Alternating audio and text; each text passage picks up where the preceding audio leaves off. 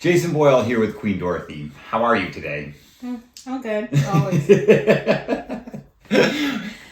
Trump did it again. He appointed someone that is going to cause massive controversy, Thomas Homan. What do you think? I think he's good. You do? Yeah, I think he's straightforward. I think he wants to save America. He's going to cause controversies, definitely.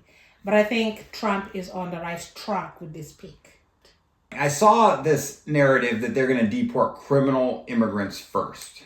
And I think this is controversial for so many reasons. One, what defines someone as a criminal immigrant? Like, I understand a traffic ticket isn't criminal. But where is the line? What's the minimum crime that someone can do to be on the deportation list? I don't see how this cannot be used as a weaponization system of the executive branch. I have this person called Jaime Motta. Yeah, right. Jaime Motta. Jaime Motta was accused by a fellow immigrant, but that person who accused him, Karen, is a fraudster. And I can boldly say this. She came to the U.S. illegally and borrowed $6,000 or more from Jaime. And she pretended to be Jamie's girlfriend. Jaime was just deceived. It was a love scam. He thought the woman loved him. And the woman was after the money. And then he facilitated the woman coming to the U.S. When the woman arrived here, she was fishy in every single way. And then she came to visit Jaime voluntarily, by herself. No one dragged her to come here. And then when she was here actually for less than a week, Jamie's friends actually picked her up from the airport. And then one day, they were girlfriend and boyfriend, right? For a few days. And then she turned around, called the police, accused Jaime of human trafficking, of trafficking her, of rape and kidnapping. How do you voluntarily come from your country, Colombia? And then you board the plane. You're even informing your mom of how happy you are, how excited you are, your arrival every step of the way.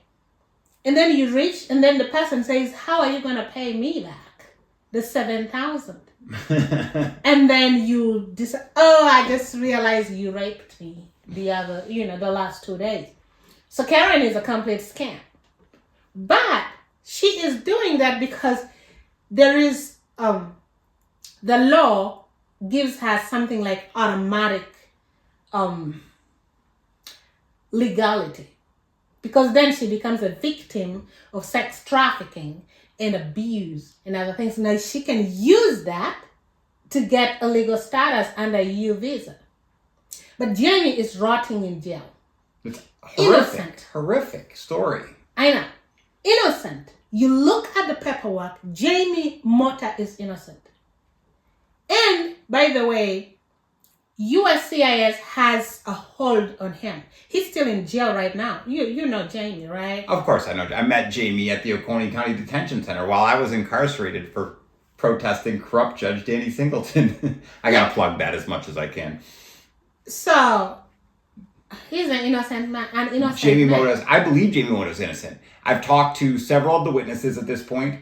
I've heard the story multiple times from multiple people from different perspectives. I don't see it. How is it possible that Karen traveled here?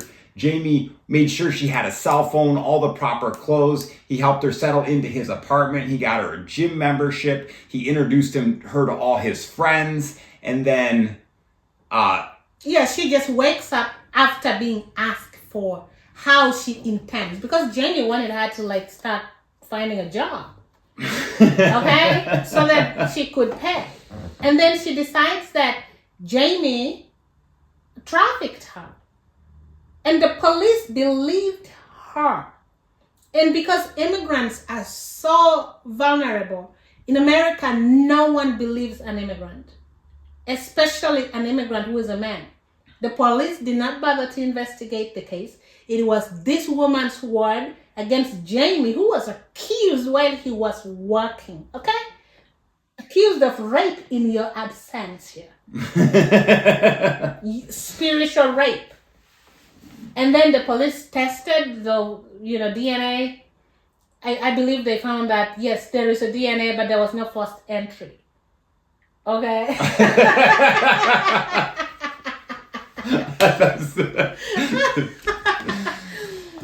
Yes. So, well, that's, Jaime Motta. I believe he's a good man. I believe they need to get him out of there. But then the Trump policy.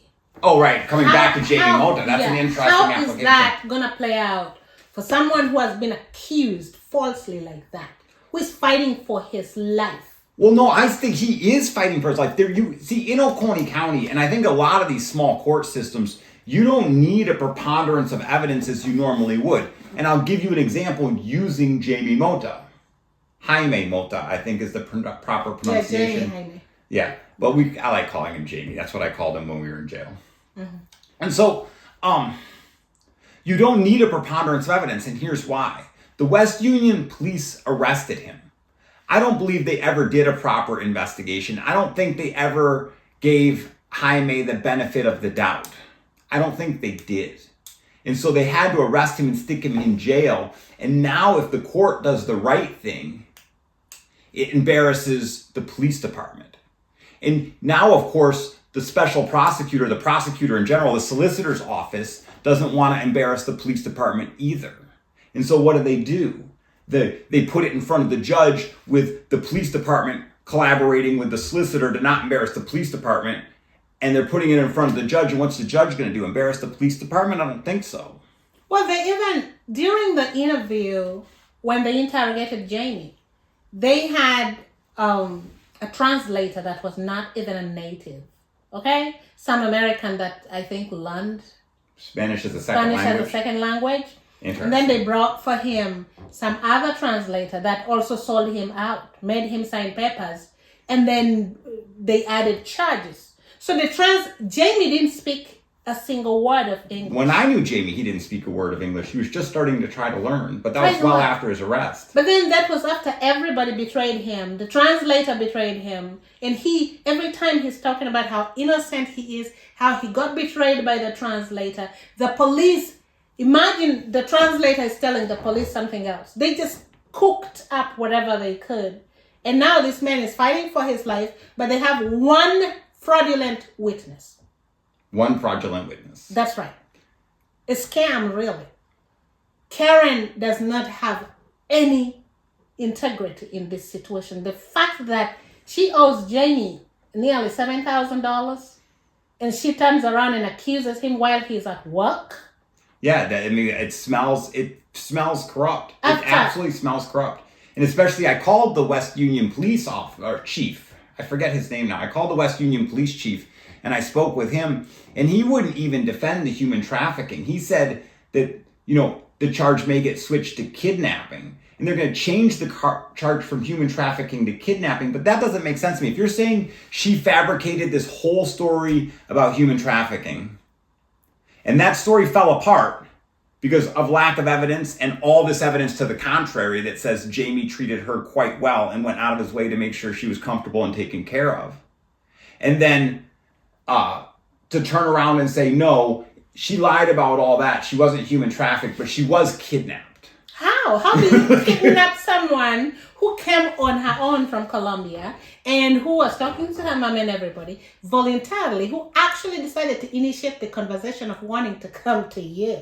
No, the one witness, I don't know whose name I should say in this or not say this, but the one witness had told me that she knew Jaime was talking to Karen's mom on a nightly basis, and that the night before he was arrested, he had talked to Jaime's mom. The same witness said she called Karen's mom, Jaime talked to Karen's mom. The same witness said she called Karen's mom after that. Yeah, they have been talking back and forth. The mom was so excited that Jamie had helped her daughter come to the United States. But then whatever the daughter did was fraudulent as hell. Just, if she wanted to stay in America, she never needed to put a man that supported her in the name of love in jail so she could get a status. That is terrible. But anyway, now how does President Trump's policy ensure that a person like Jamie gets full due process? Full due process. How do you ensure that Jamie gets due process. If they're going to deport Jamie as being a criminal, and see, this is where I came into thinking that this conversation relates to Jamie. Because if they're going to deport Jamie as being a criminal, it's going to be because a corrupt judge didn't want to expose a corrupt police department who was facilitated by a corrupt solicitor's office. And so Jaime Motta, as you know, stealing Queen Dorothy's language from earlier, becomes a sacrificial lamb to prevent mud in the face of all these supposed gentlemen. And then he's going to get deported because some lower court, because he would appeal, correct? Well, so if President Trump decides to get everybody, because right now Jamie is in jail, all right? He's been remanded. So if President Trump decides that all criminals, now, is it targeting those that are serving time already with a judgment? Or he's targeting every immigrant that is languishing in jail, which if he tries to target a person like Jamie that is already in jail but still waiting trial, then that would be a violation of Jamie's due process rights. Yeah, been in jail a year and like 6 months Without or something any waiting trial. No trial. I mean, what are atrocity. No bail, no trial. No, and the man is no evidentiary hearing. No. Nothing.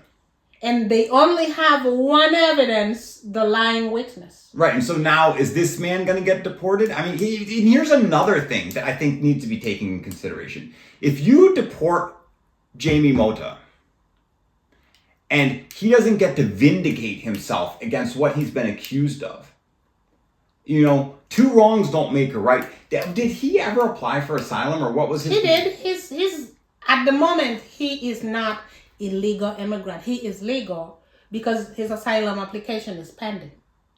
But why would immigration, Homeland Security, put a hold on him just because he's been accused of human trafficking? Wait. So literally, immigration is saying, keep this person for us in jail. We think we suspect him. Now we think he's guilty.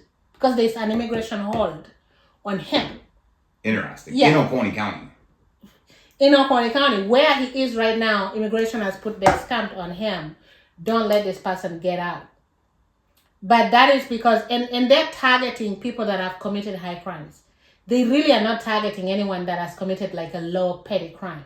But if a 10th Circuit Court judge rules there's no evidence, there's no reason to hold Jamie, is he then released, or is there a federal level hold on him now? There's a federal level hold on him. So when he gets released on bail, then his immigration lawyer has to process to get him to remove that hold. It is a due process thing. And I'm sure that the Supreme Court is going to block a lot of President Trump's immigration, executive orders. It's not going to flow because there's a lot that needs to be done. And please get into knowing Jaime Motta's story. I think we got to get this man out. And I think that this Trump policy, as it unfolds and as we see it, it's going to be intriguing at a minimum. And I think that to be an educated citizen and to know the world events is going to be knowing what's happening with American immigration policy, because it's going to have an impact worldwide, I believe.